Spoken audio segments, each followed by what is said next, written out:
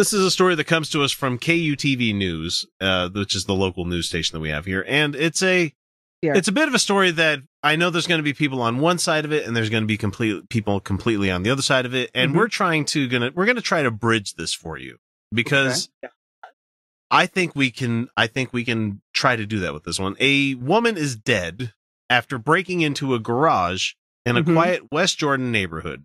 West Jordan this one. Yeah. I'm unfamiliar, so I'm very excited to hear this this one. No. West Jordan is essentially suburbs, right? I mean, if I'm remembering correctly. Is. So. It's like severe suburbs. One of my favorite restaurants is out there, actually. It's not West Valley. No. West Valley is, anyway. It's where we set the brown people, Well, which means it's a perfectly fine place to be, but it's poverty-stricken. That's the problem. Actually, with it. That's where crime pops up, so. Yeah, I mean... So anyway, the break-in happened, and they give the full fucking address for these people. I don't know why they would do that. The full address? Fine. Yep. Okay, please go on. On a Friday morning, a man, his mother, and his wife, as well as a child, were woken up at 5:30 in the morning when the garage door opened. So the garage door got opened because she broke into the truck out front and took the garage door opener out of it. Interesting. Okay. And was trying to do a home invasion to probably just steal some shit because she's probably a drug addict of some sort, because we have a horrible problem with fucking drug dependency in this state. Yeah, this doesn't sound like the thoughts of a criminal mastermind by any means. This is definitely desperation in some level or another. So the man in the house grabbed his gun and went to investigate. He saw the woman in his garage, just open garage door in the garage, and he shot her at that point. Police say the man fired his gun only once and the suspect died at the scene. Nobody else was hurt. Here's what I'm wondering. And I know people are going to give us so much shit about this because we can't talk about gun violence in this country enough without somebody coming in and painting the walls with feces. So he didn't have to kill her. No, he was in his right. No, he was in his rights to do so. She was in his house, and we have that stand your ground law and whatever the fuck else we got. Where home invasion, if something like that happens, you can do that. However, I want people to understand that I understand where you're coming from. Like, if somebody broke into my house, I'd shoot him too. You're not quite understanding how traumatic that is, not only for the person that you shot and the family that's going to have to live with that death now. Yeah, but how traumatic it's going to be to you, as a human being. Right.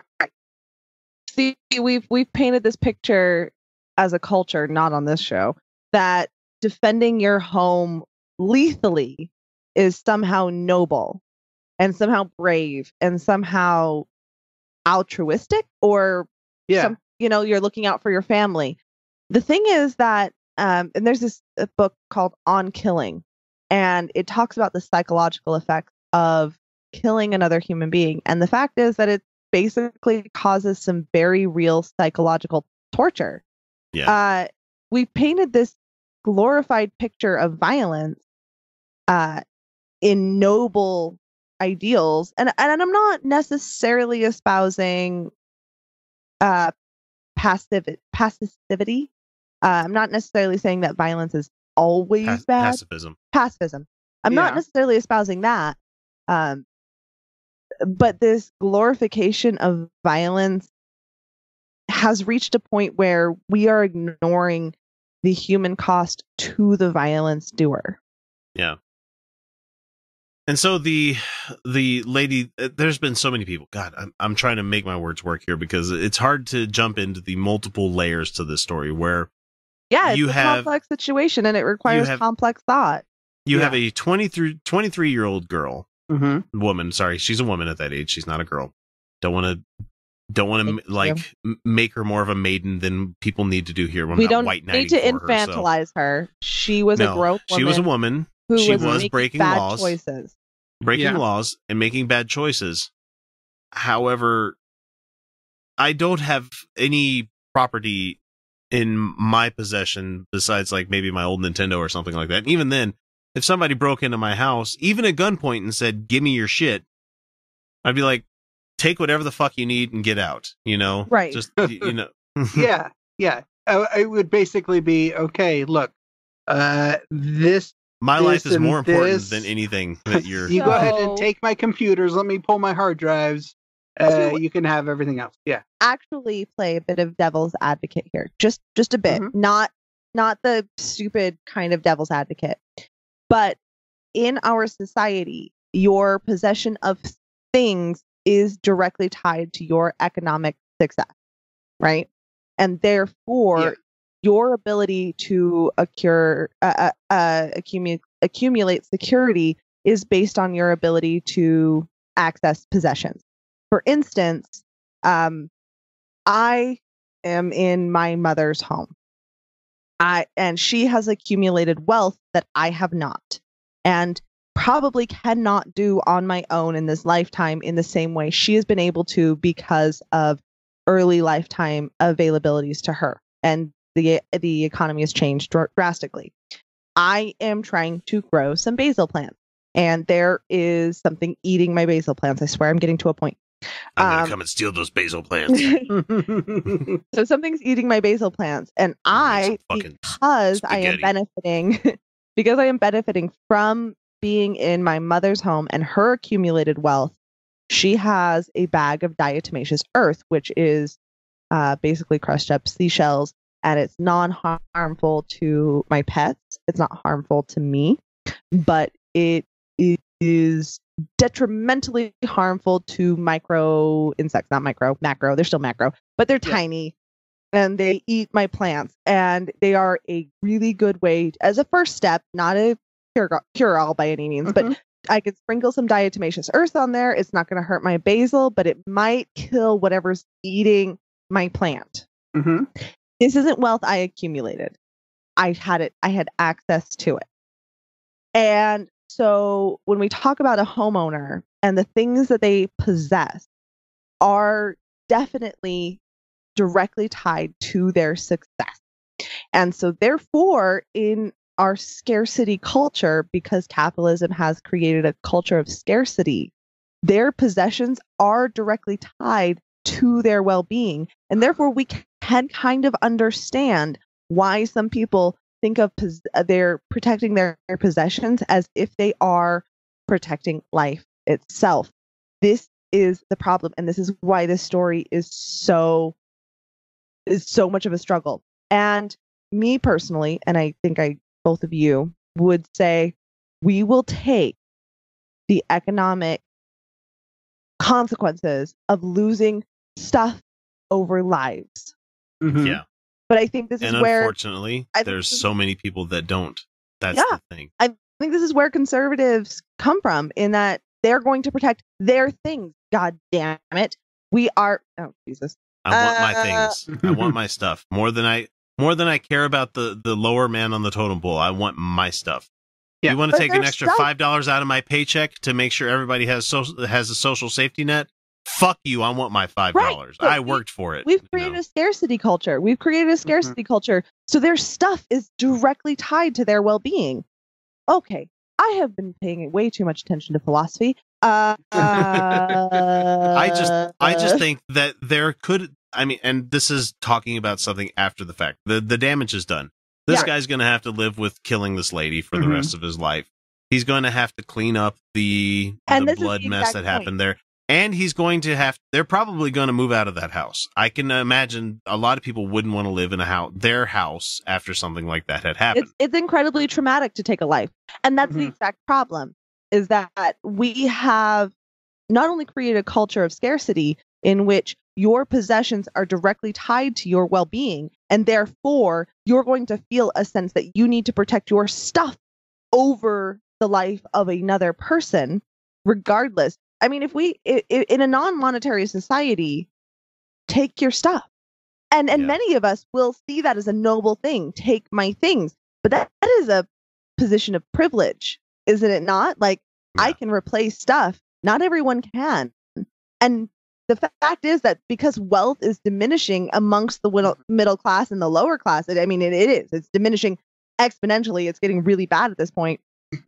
Your security is based on your fucking stuff. And now we have subjected not only a woman to death, but a human being to trauma, because we have glorified the possession of stuff.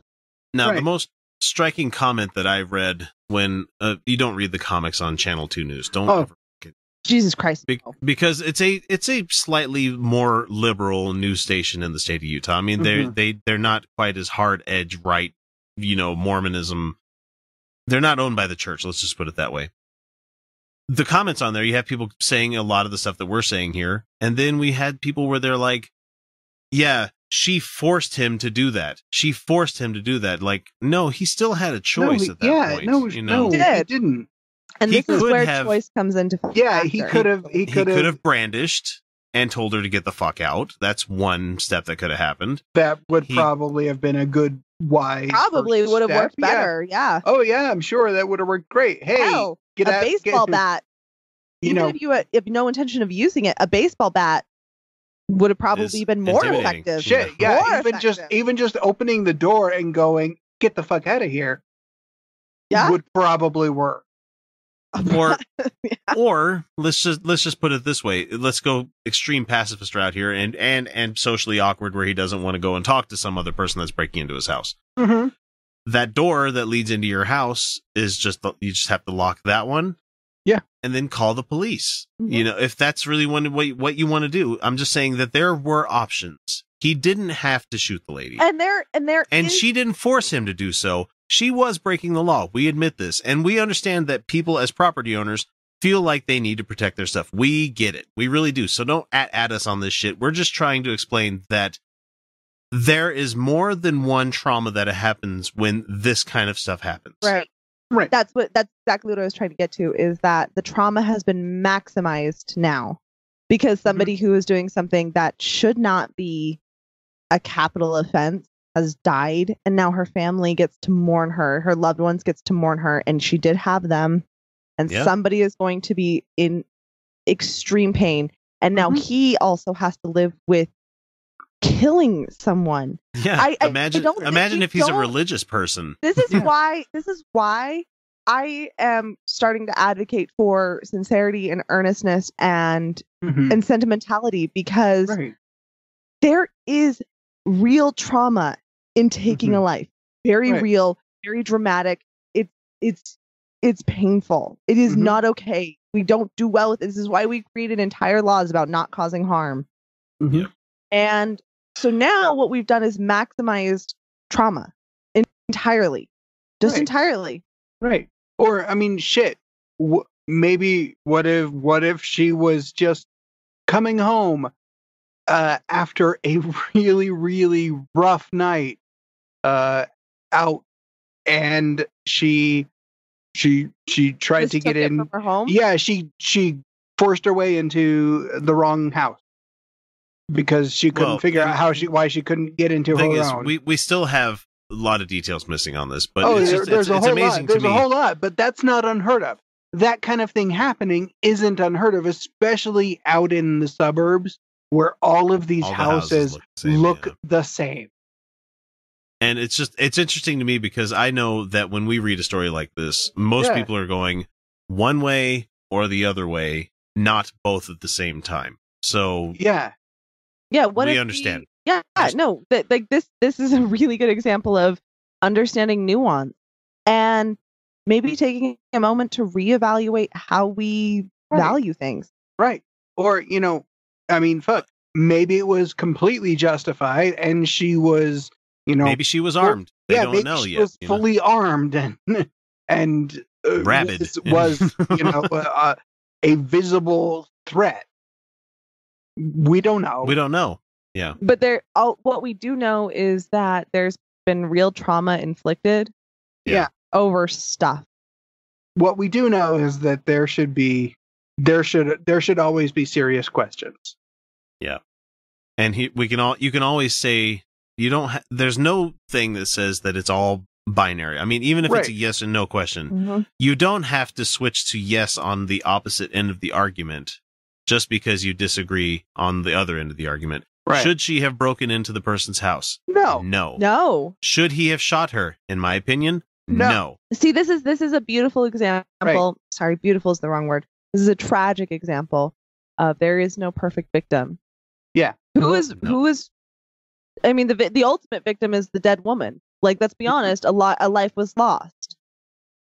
And who's the winner? Capitalism, because somebody has to buy shit to put her away for the rest of eternity. Yeah. This is why we're never going to get that big, guys. We might reach a certain amount of audience, but because we are absolutely quit being too normal. Quit thinking about shit. Yeah. Quit being deep thinkers, you cucks.